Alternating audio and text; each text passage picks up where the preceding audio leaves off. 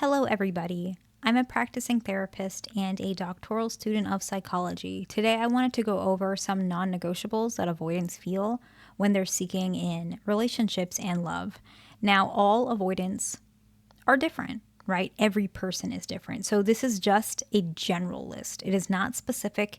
And I also want to mention that not every avoidant is as rigid as another. So, most avoidants are very rigid, but some are more rigid.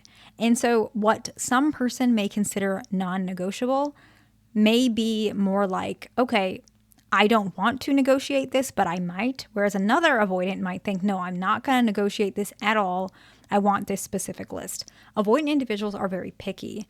And unfortunately, that pickiness is actually a deactivation strategy. It's maladaptive. It's a way to push people away. However, there are some attributes of their non-negotiables that I believe, working with avoidance for a very long time, at least long for I know I'm young, but long for my career, it's like all I've done. So, and I think that these things are important for them to heal and be accepted and to not be triggered. So I do agree with a lot of this on this list. However, it does not mean that if you don't have all of these traits that you're not going to be loved and accepted. No, this is just a general guide. Even if you don't have any of these, your partner can love you and you guys can find a way and adjust. This is just a general guide, right?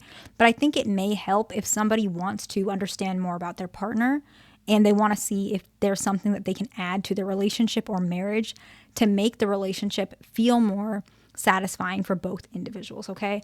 And I also am curious, if you are an anxious attached individual, what are your non-negotiables or things that you seek in a romantic relationship? I am curious about that, and I think that would help me, and I'd like to hear it. So if you guys are comfortable commenting that, I would appreciate that. So the first one is something I think most people will not negotiate about, and that is somebody who is willing to compromise or adjust, okay?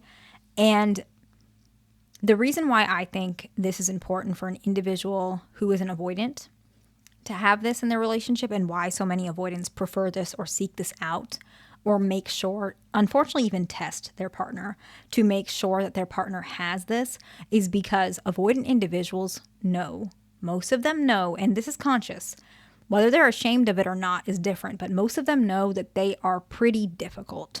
They're rigid, right? And so in order for somebody to be in a relationship with them, they know they can't heal overnight. Even if they want to heal, they know they cannot.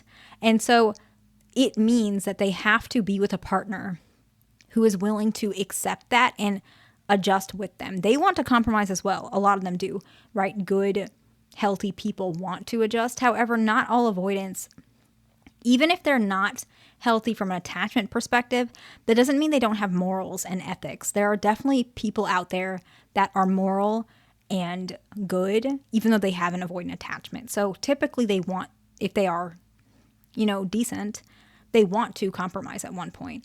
But they know that they struggle with that. And so they would like to be with somebody who's also willing to compromise, so that if they're with somebody who's also not willing to compromise or who struggles to be patient or gets upset if they're not getting their way, that relationship will become very volatile. And they know that. And so they want somebody who's willing to see that and understand that. The next one, I just mentioned it, but it's somebody who's willing to be patient. They know that it's going to take a while for them to change if they do. And most of them, if they're decent, they want to, right? But it's going to take a while. And they know there's going to be a lot of up and downs. And they would appreciate if somebody's patient with them so that they can have that wiggle room to make some mistakes, not be perfect all the time. And that doesn't mean that they're not going to appreciate what you have to offer. It's not like you're going to be a doormat and they're never going to give you anything. That's not what they hope for. A decent person in general, regardless of your attachment style, and I hope that y'all are all with this decent people. When you're patient, they're not going to take that and waste it. They're going to take that opportunity to show you that the waiting was worth it and that they are going to adjust and that, the relationship will continue to grow. I'm not saying that you have to wait around, but I am saying a lot of avoidant individuals, they have always told me, so many of them in my practice tell me they do need somebody who's a little patient because they are the way they are. You're with an avoidant. They're not going to change tomorrow, right? Just reality. And that's something that they typically want and need. Unfortunately, they test most of these I have a video about tests, but I probably should make an updated one. But avoidance tests these characteristics because they know they can't negotiate on these traits because the relationship will not last, because they will get triggered and then they will act out and just the whole relationship will be challenging, right? The next one is a partner who is non-reactive.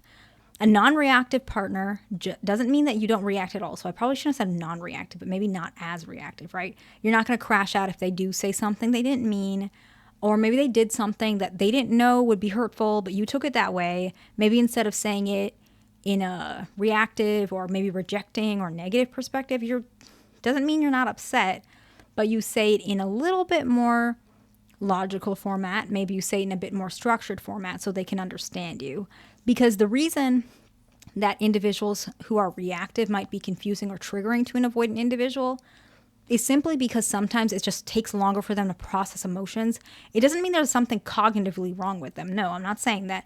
I'm saying that they just didn't learn how to show their emotions when they were younger, so they have less experience with it. It's a lack of experience with emotions. And slowly, as the relationship moves forward, they will be much more likely to process these things quicker because they just have more experience. But at this time, especially in the beginning of relationships, middle of relationships, and maybe throughout, a non-reactive partner might just suit them a little bit better, or less reactive, excuse me.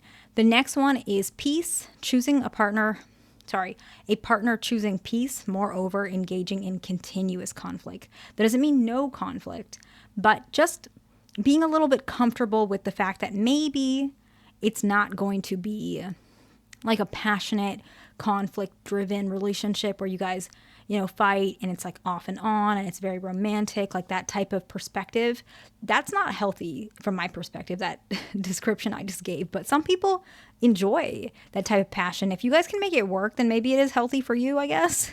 But avoidant individuals do not prefer that. They prefer a partner who's okay with, taking things off the back burner. Maybe they're really upset that, I don't know, they really want their partner to throw them a surprise birthday party, but the avoidant individual, maybe they forgot or they didn't want to and they said maybe we'll do it next year, whatever it is, right? And yeah, you guys can fight about it and disagree and figure things out, but that next birthday party is going to be next year, and that's when they can prove to you that maybe they'll do better. But you can't fight about that throughout the entire year. You talked about it, maybe you can bring it up again in a couple months, but the amount of space between the next birthday is going to be an entire year. And so they would prefer somebody who's able to take a break off that topic until they can revisit again. I hope that makes sense. The next one is, I think, what most people can appreciate: loyalty, right? Whatever relationship you guys agree that you guys are just loyal to that. Most of the time that means exclusivity, right? Don't connect romantically at all with another person. But every relationship is different, so I can't really speak to that. Whatever your relationship is, you guys know, okay? And the next one is somebody who accepts them for who they are. That doesn't mean if they're hurting you or they're negative towards you or they make fun of you or whatever it is that you have to accept that. No, if they're mistreating you, figure it out or leave, right? Figure it out as in they should figure it out, right? But accepting them for who they are as who they are today doesn't mean that you have to accept them as a person who will never change, right? So let's say your partner is avoidant and you do want them to change one day. You can accept them for being avoidant and still expect that one day they're going to change. It doesn't mean you say, hey, you're avoidant, I accept you. That's probably not going to help. But you can say, I know you struggle with commitment and I know you struggle with closeness sometimes. And I can appreciate that about you. And I want more closeness, but I also like what we have. And so it doesn't mean I'm rejecting our relationship. I like what we have and I can appreciate who you are. And I can see how hard you're working to make this work. And I know you've opened up a lot to me and you are making sacrifices. And I know that's part of who you are. And I appreciate that, right? So accepting them for who they are doesn't mean that you don't expect effort. It means that you can see who they are right now and who they're going to be, right? You're not saying, I don't like that you're like this. Why aren't you like Pam's husband, right? I don't like that you're not, I don't know, Jerry's wife cooks him meals every day. Why are you not like that, right? And so you're not making them feel like who they are isn't good enough.